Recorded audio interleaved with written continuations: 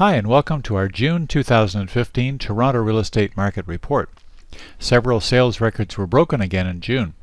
The question everyone is asking themselves is, will this market strength carry on into the summer months? I'll comment more on that in this broadcast as we go through the market report. So, let's review some of the Toronto Real Estate Board statistics and see what this is all about. Sales were up 18.3% for June compared to last year, with 11,992 houses and condominiums changing hands in all the districts. This was the third record-breaking month in a row, with the most sales recorded by the Toronto Real Estate Board for any month ever.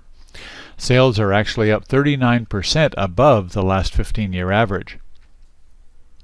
Condo, townhouse, and high-rise suites continue to take their 30% share of the market, with 3,624 units being sold. This was the second month in a row where we had the highest number of resale condos ever sold in a month.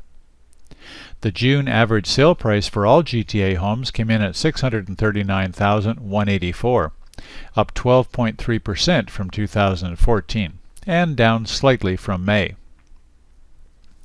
The active listing inventory is one of the strongest indicators of how smooth or outrageous the market's going to be.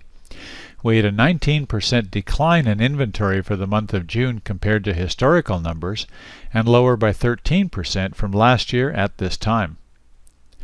The sales to listings, or percent chance of selling ratio, is how we determine what type of market we're actually in.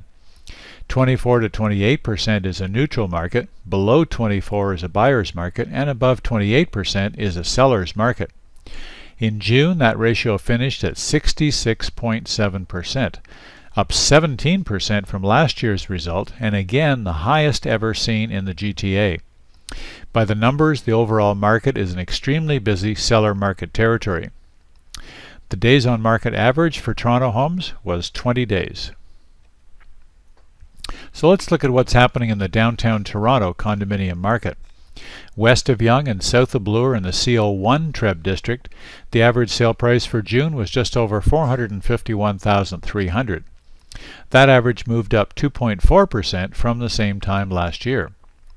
With 474 condo sales in the month, the numbers were up 33% compared to 2014.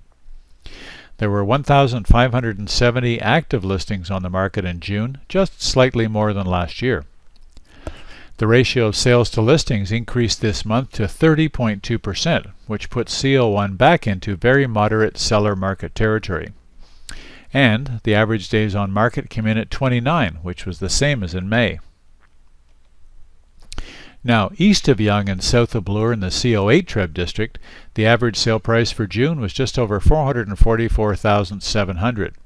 That number represented a modest 1.2% increase from 2014. And with 185 condo sales in the month, the numbers were 5.7% higher than last year.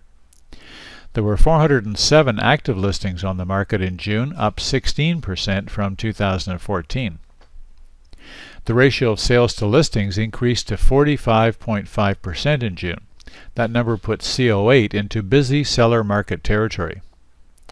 The average days on market came in at 26, one day slower than last month. Overall, GTA sales were the highest ever in June, but still maintained their typical 30% share of the market. This month we're looking at a few interesting Toronto resale statistics. Appreciation rates on single-family houses have so far outstripped those for condominiums, but there will come a tipping point where affordability and condo neighborhood livability kick in, and condo prices start to rise at a higher percentage. There's currently a bit of a slowdown in new condo construction, which will allow demand to catch up with supply and lift the per square foot selling price of condominium suites. So, what's the best way to make your first baby step into Toronto's real estate market? Make a call or send an email to your favorite REMAX Hallmark professional and set up a conversation over a coffee to discuss what your buying or selling options going forward might be. Remember to check back here in early August for our July 2015 Toronto Real Estate Market Report.